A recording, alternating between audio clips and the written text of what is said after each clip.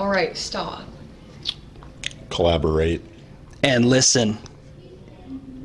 Ice is back with a brand new invention. Something grabs a hold of me tightly, flow like a harpoon daily and nightly. Will it ever stop? Yo, I don't know. Turn off the lights and I'll glow.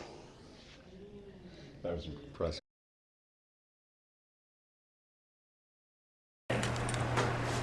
Pardon me, are you?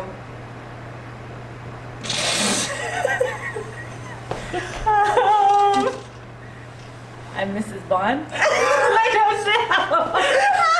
I have no idea what that is. It's Aaron Burr from Hamilton. Pardon me, sir. Oh, pardon me, sir. Are you Aaron Burr, sir? Yeah? Yeah. Yeah. Woo! That's so good.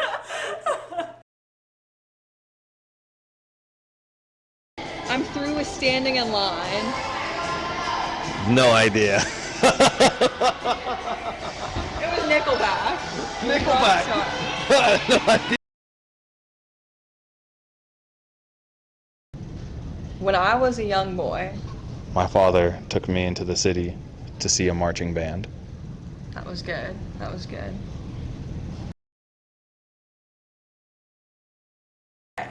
Good morning. Vietnam. Good morning. Sunshine? No. Hairspray. No! Oh my gosh, this is so bad. This is really bad, Madison. This is really bad. It's not good. All right, I'm 0 for 2. I'm literally 0 for 2. Okay, All let me- right. I said give me 2 pair. I need 2 pair. You're I'm not the one that singing. needs 2 pairs. Well, I'm not singing. But you should. You get to stop in them Air Force Ones. All right. Yes. The finale. No! You can dance. You could jive, having the time of my life. Yeah! Woo! Better get that one. Thank you so much. Oh, you're Mrs. so Bond. welcome. Okay, next one. I gotta know tonight. No idea. I'm not good. I told you I'm not good at this. It was Def Leppard. Oh, I got it. The next one's really good too. Oh boy, okay. Sweet Caroline. Da da da. Good times never seem so good.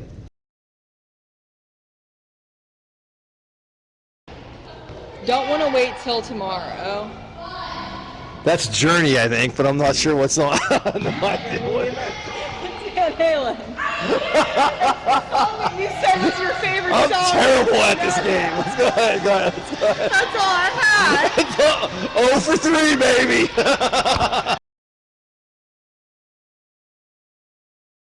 Now this is testing your Taylor Swift knowledge. Okay, I'm ready. I'm ready. You ready? Yeah. She wears short skirts. I wear t-shirts.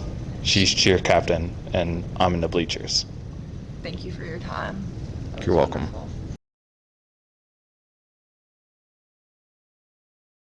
Tell me why. Ain't nothing but a heartache. Tell me why. Ain't nothing but a mistake. Tell me why. I never want to hear you say I want it that way. chills.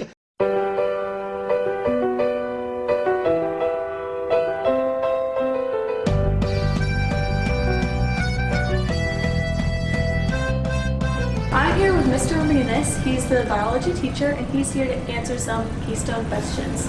So first, which statement best describes an effect of the low density of frozen water in the lake? A, when water freezes, it contrasts decreasing the water level in the lake. B, water in a lake freezes from the bottom up, killing most aquatic organisms. C, when water in a lake freezes, it floats, providing insulation for organisms below. Or D, water removes thermal energy from the land around the lake, causing the lake to freeze. So the answer is C, because whenever water freezes, ice is less dense than water. So the ice floats, and that acts as basically like a blanket that keeps the upper layers cold, but the lower layers are cold but not cold enough to freeze. So everything in the lower parts of the water doesn't die in the winter. Okay, question 2. Which example is an activity that a fish most likely uses to maintain homeostasis with its body? A. Using camouflage to avoid predators. B. Feeding at night to regulate body temperature. C. Moving to deeper water to regulate metabolic waste. Or D. Exchanging gases through its gills to regulate oxygen levels. So the answer to that one is D, because homeostasis means to maintain balance. As a fish breathes through its gills, it brings in oxygen and gets rid of CO2. So it's maintaining the balance of those two gases. Okay, and question 3. Living organisms can be classified as prokaryotes or eukaryotes. Which two structures are common to both prokaryotic and eukaryotic cells? A. Cell wall and nucleus. B. Cell wall and chloroplast. C. Plasma membrane and nucleus. Or D. Plasma membrane and cytoplasm. The answer to that one is also D. All cells have three basic things in common: the plasma membrane, cell membrane, the cytoplasm, and the last one is some type of genetic material. So D has two of those three. D's the answer. Thank you. You're welcome. This is the Lakeview Sports recap for the fall sports. This year, Lakeview had a total of 4 students that played soccer on the Commodore Perry High School soccer team. The 4 players include Michaela Schulo, Josh Graham, Mari Voorhees, and Michaela Moose. Currently hold a 1-6 record for the 2022 season. The team played Meadville with a final of 10-0, Hickory with a final score of 7-0, Sharpsville ending with a score of 6-0, Kennedy Catholic with the final 3-2, Calvary Baptist Christian Academy final 5-0. Although the team was full of new players this season, the team broke a 1,807-day losing streak when they won against Kennedy Catholic. The varsity golf team had a terrific season. They got back on track this season and took back the region title while also winning the first District 10 championship in school history. The Sailors golf team competed at the PIAA state championships and took 6th place out of 255 AA teams. The team was made up of the top 5 players, including Jackson Gadsby, Adam Snyder, Chris Mong, Maddox Bell, and Owen Dye. The Sailors won the region quickly by winning the first 4 mega matches by a landslide. With these victories, Gadsby placed 1st in the region, Mong placed 5th, Snyder placed 6th, and Dye placed 7th. The Lakeview girls volleyball team held a record of 12-6 in the regular season. They have had many setbacks that they had to overcome. Several girls had sprained their ankles and other injuries. The girls continue to work hard to improve at every game. And an early achievement for the Lady Sailors was taking the runner-up of the 17th annual Elk Spectacular at Franklin High School. The teams that the girls had competed against this season included Farrell, Kennedy Catholic, West Middlesex, Rocky Grove, Sharpsville, Reynolds, Jamestown, Girard, Grove City, Perry, Wilmington, and Slippery Rock. The Lady Sailors are currently competing for the D10 title, where they won their first game against Cambridge Springs. Good luck, girls. As the main season ends, the Sailor football team had a very successful season. The football team wrapped up the main season, only losing 2 region games. Mitchell Tingley led the team in rushing yards with 138.4 yards per game and a total of 969 yards this season. Dean Kingston led the team in receiving yards with 26.7 per game. We'd like to wish the team luck as they prepare to take on Maplewood in the first round of the playoffs. Cross-country team has started off hot, winning both teams against Reynolds and Kennedy Catholic. Unfortunately, the team lost to Oil City and Franklin, but each team still remained undefeated in region play. The team also beat Commodore Perry. Coach Jenkins said, "All I ever want from each runner is for them to do their best, never give up, have fun, and encourage their teammates." The girls team consists of seniors Katie Alexander, Lydia Reed, Elena Paltonen, Carly Amon, and Laurel St. John. Sophomore Emmy Raymond and freshman Kendall Emmert and Delaney Snyder. Katie Alexander finished 7th in the district and Kendall Emmert finished 14th in the district.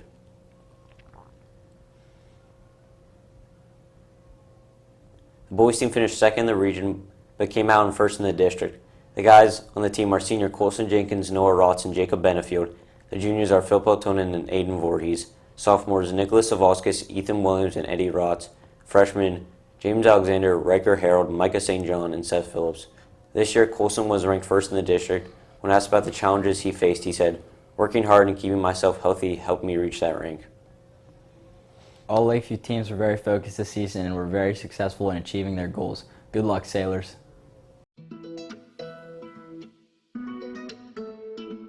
Hi, I'm Lana, and I'm going to be doing the principal press this episode to get a little behind the scenes on what the principals this year have been working on. I'm here with Mr. Ace, our assistant principal here at Lakeview, and I'm just going to be asking him a few questions. What are some of the new additions and benefits here this year at Lakeview? One of the additions I think everybody is probably aware of is Levi, our is it a service dog or therapy dog, is here in the school, middle high school, not every day, but multiple days. I think that's been a wonderful addition. And Levi's helped a lot of students and even faculty deal with some stressful days, so that's really good. In the middle school, we did create a new cell phone policy for grades 6 through 8. We've had some issues last year and previous years regarding cell phone use, so the students are now putting their phones, if they bring them to school, putting them in a locker outside of their first period class and then picking up those phones at the end of the day. Students might not all like that change, but it actually has been beneficial, I think, for the students and the faculty. We had changed the bus and parking procedures for this year, and that was mainly because of there were some safety issues with the way it was run last year. Unfortunately, in doing that, we had to take away the senior parking lot, and we're now using that as a parent drop-off or pickup area. And we rerouted the buses so they go a different way. I think students and parents are getting used to the changes. There was a little bit of a struggle at first. We're asking the student drivers to wait till the buses, at the end of the day, the buses pull out on the school road and wait till they pass and they get to Oakview before those student drivers pull out. If they're going to pull out onto school road. If they pull out and go the other way towards 62, that's okay. We understand that they have a little bit of a wait when they go that way. So it's not perfect, but we feel like it is safer. And I think you're going to ask about this, but we did take away the senior privilege, and at the end of the day on Fridays, and I can tell you the reason why we did that here in a minute. But in addition, we're trying to come up with ways to make that up for the seniors, and we could talk about that more. And one other thing, I don't want to give away the surprise, because Dr. Young's been working on this, and it's going to be rolled out here very shortly, but we have a new program that we're going to introduce. It's called Rachel's Challenge. And you're going to be hearing more about that program, and I think it's going to be very beneficial. So the advisory period at the end of the day was taken away for, I think, probably a couple of reasons. First of all, last year, and I was here at the tail end of last year in the spring, so I experienced this a little bit. There were some accountability issues where probably not the majority of students, but just trying to be accountable as to where the students are during that time. So that was part of the issue. And the bigger issue was that we needed more instructional time, and we needed more room for classes. By taking that, we were able to use that for more instructional time. So again, I understand that that's not ideal for a lot of students and faculty. We try to make up for that by creating the club meeting days, and we just had one yesterday. And I think we're doing those twice a month now. So even though we did take away some things, we tried to make up for it. And we understand that everything's not ideal, but we try to solve problems, and at the same time try to make it as doable for everybody as possible. And you already touched on this, but is there any possibility for the student privilege? So last year we had the senior privilege for students, for the seniors that kept good grades, passing grades, and also didn't have any discipline issues. They were able to leave a little early during advisory period. So obviously we took that away. And again, for accountability issues and also because we needed more instructional time. Dr. Young and I had talked about trying to replace that with something. And as of right now, the idea was that on certain days, and I don't know how often we plan on doing this, have some type of fun period or day or like a rewards day for the seniors. I know that's not the same thing as leaving school early, but I will say that I'll speak for Dr. Young. We would be open to new ideas from the seniors for making that up. If seniors do have ideas, come to Dr. Young or I. We'll hear you out and we could discuss that further. Never say never. But as far as having the senior privilege come back the way it looked like last year, I don't see that happening this year. We're open for discussion. We want to do what's best for the students and the faculty, and we understand you guys have a say as well, and we want to work with you. So if you have ideas, go ahead and bring those to us and we'll discuss them. I think it's really good for the students to see the reasoning behind all these new policies and everything, instead of just thinking it's for no reason, but I think yeah, it's really good. That's a really good point. And as administrators, we probably don't always think about that. I know I don't. We make a lot of decisions behind the scenes, and the students don't always know why we're making those decisions, and sometimes the school staff don't always know. So that's a really good point, and I think that's why doing this is really important. We really do try to consider everybody's opinion, and we do try to make the best decisions in the best interest of the students and the staff. And we understand that not everybody's going to agree with that, and I think we need to always need to do a better job of listening to the students and trying to work with them, especially the seniors, because especially taking something away from them or they were looking forward to having this year as seniors. I think we owe them something in its place. Maybe it's not going to be identical to the senior privilege, but I think we need to work with them and be open to their ideas. So this is good that we're having the discussion. Hi, I'm Lana. I'm here with Dr. Young, our principal here at Lakeview, and I'm going to be asking her a few questions. What are some of the new additions and benefits this year at Lakeview? So some of the biggest new addition, I guess, this year at Lakeview would be the cell phone policy, or rather the no cell phone policy for our middle school students in grades 6, 7, and 8. There's a lot of research to support the fact that cell phone usage in schools can be detrimental to a student's learning. And when we looked back at last year's data to determine where our biggest needs were as far as discipline issues in the school, it seemed to go back to grades 6, 7, and 8, and many of those discipline issues were related to issues with cell phones. So we decided to pilot a program this year with no cell phone policy in those grade levels, and honestly it's gone very, very well from what I hear from the students and the staff. Mr. Freiters was generous enough to build us some shelving units that go inside each of the lockers outside of the students' homeroom in those grade levels. So in the morning, if students do happen to bring a cell phone to school, they just have a slot in a locker right outside their first period class where they place their cell phones. The teacher puts a lock on that locker, so we have cameras in the hallways, and it's been going surprisingly well. Students have reported that they feel less distracted and less tempted to be checking their cell phones all of the time, and they feel like their teachers are a little bit more focused as well because they're not having to address some of those pesky issues that have been a problem in the past.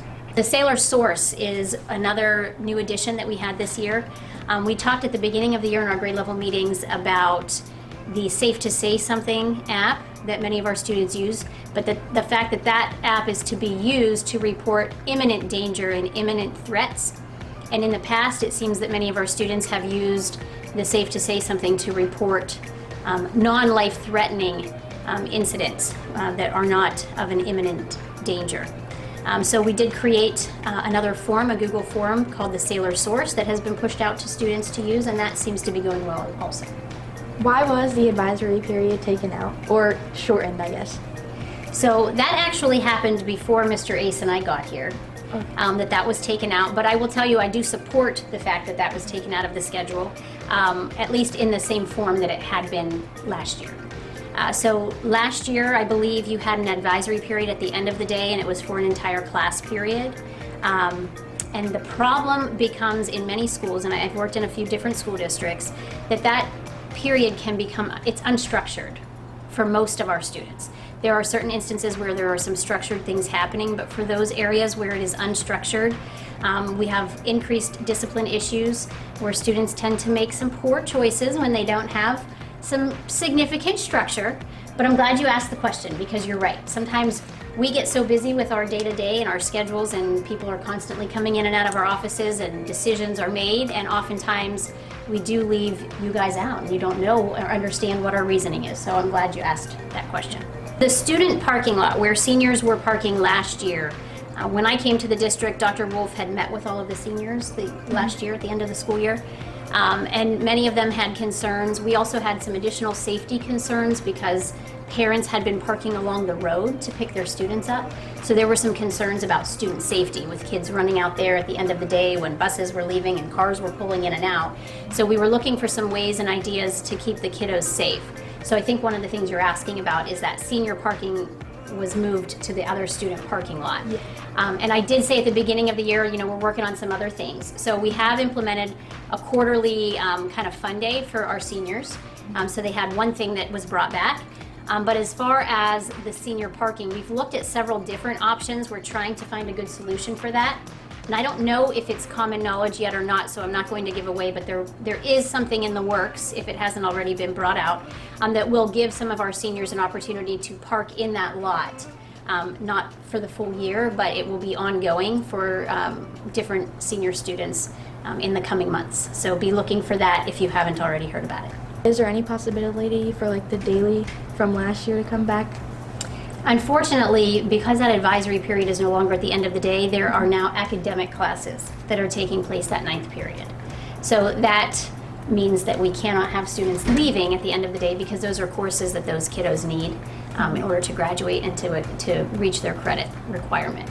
So unfortunately, it doesn't look like that's something that's going to be coming back, at least not in the same fashion that it used to be. Okay. Okay?